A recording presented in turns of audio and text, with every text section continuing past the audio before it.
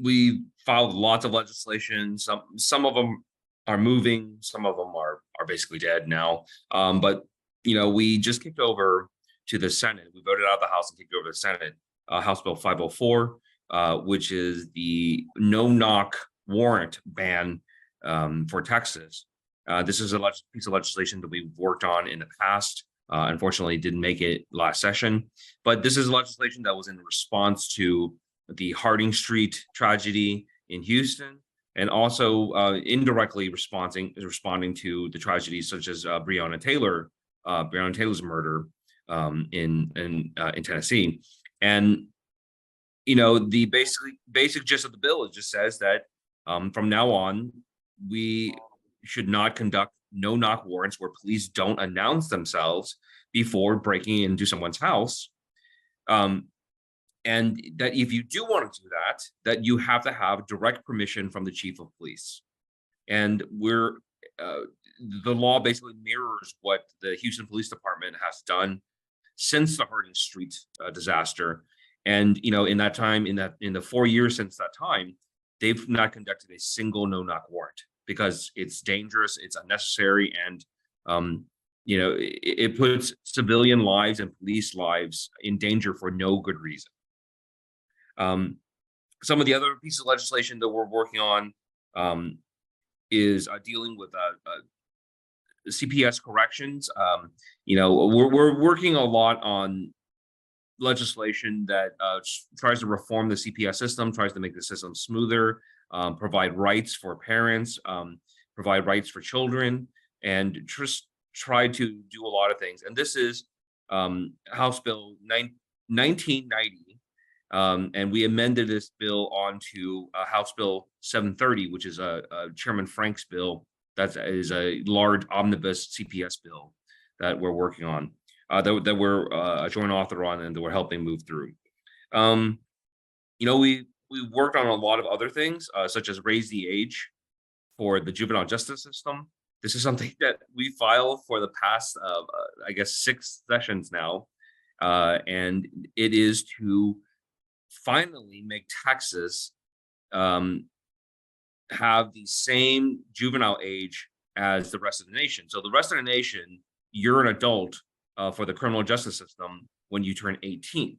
In Texas, it's 17. We're one of the absolute last states in the entire nation to not have changed this. Over the past 20 years, virtually every single state in the whole nation has managed to fix this problem. Unfortunately, Texas still, can't find a way to fix it politically or practically. So, this is a big difference.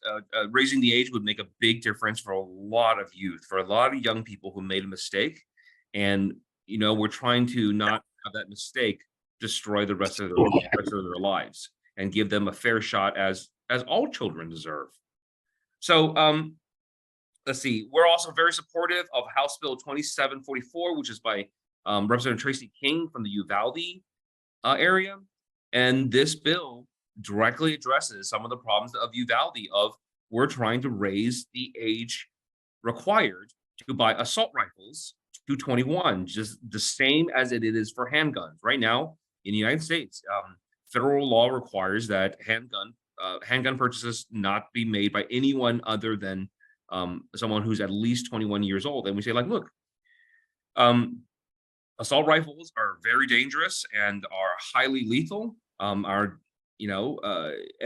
we've seen their usage in so many mass shootings. And we think that it won't stop everything, but had the law been 21, we would have stopped the Uvalde shooter for another few years, another 3 years instead of time, because we know from the reports that he made numerous attempts to have other people purchase his assault rifles for him before he turned 18.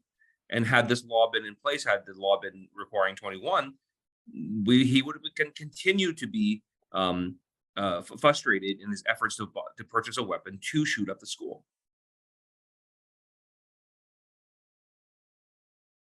Unfortunately, the answer is going to be basically everything.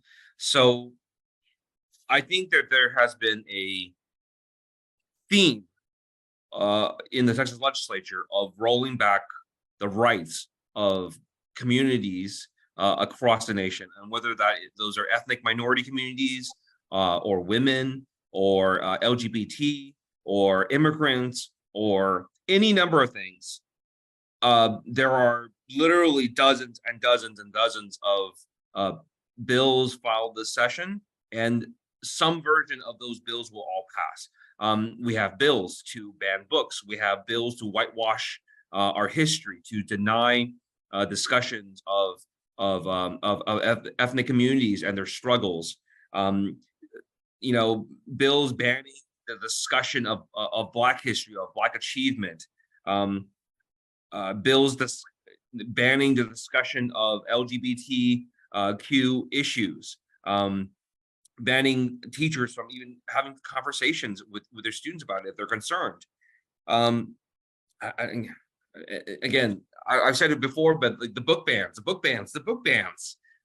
Over and over again, we see the conservative agenda be like, let's try to silence these ideas. Let's turn off the ability to have discussions about these ideas, because if maybe if kids don't learn about this part of our history, then they won't protest and they won't complain and they won't demand change. There's so much other stuff. We're very concerned about the anti-DEI legislation. It's been inserted into the budget. It's been inserted into a lot of places. There's bills on it. And the anti-DEI information, for those that don't know, is essentially the removal of diversity, equity, and inclusion offices from not only university admissions, but hiring, state hiring practices, state contracting practices.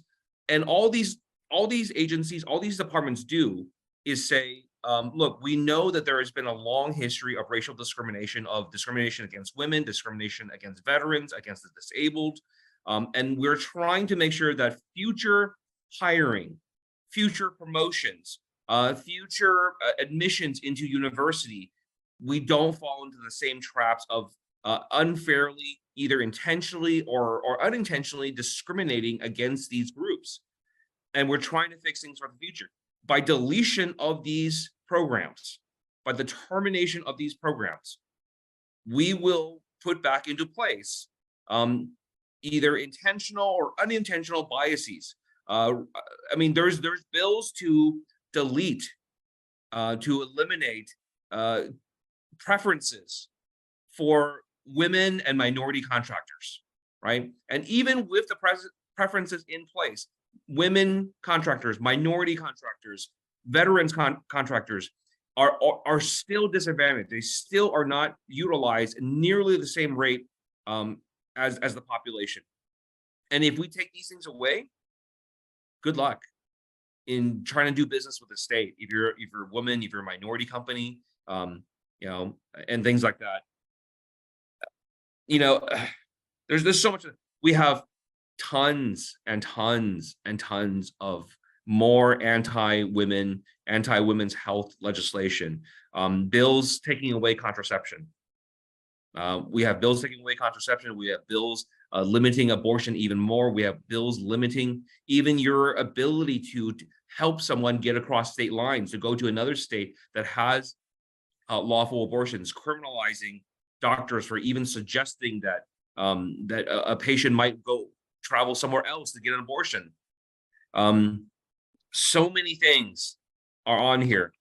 Me personally, I've been fighting the anti-Chinese legislation, right? Bills that would discriminate against Chinese immigrants solely for the fact that they're Chinese immigrants, right? Based on national origin. And, it's couched as national security, but instead of going after nations, instead of going after organizations, they go after individuals who have fled here, who are refugees, who are political asylees, from North Korea, from Iran, from Russia, from China. These are places of oppression. And we have, just like my family, we didn't just come from China. My family fled China. And to come here and to have all these people here who are making our state wonderful, people who become your doctors, become your engineers, become so many other things that you depend on, to say that because you fled here from one of these countries, we're going to take away your rights, is patently offensive and discriminatory, and we're fighting this with all our might. I think there can only be one message, and that is a message of alarm. I think the point of the way they do things here, the way they talk about things, is to hide what they're actually doing, to hide how bad the legislation actually is, to hide how much of your rights will be taken away. And that way people don't react. The way the media does not cover it. That way media doesn't raise the alarm bells. And I think what needs the theme of all of this is you guys got to start paying attention. You guys have to know what's coming down the pipe. Really, a lot of this legislation, if it passes, is going to set back our community by a lot. And either we start fighting now or it's gone.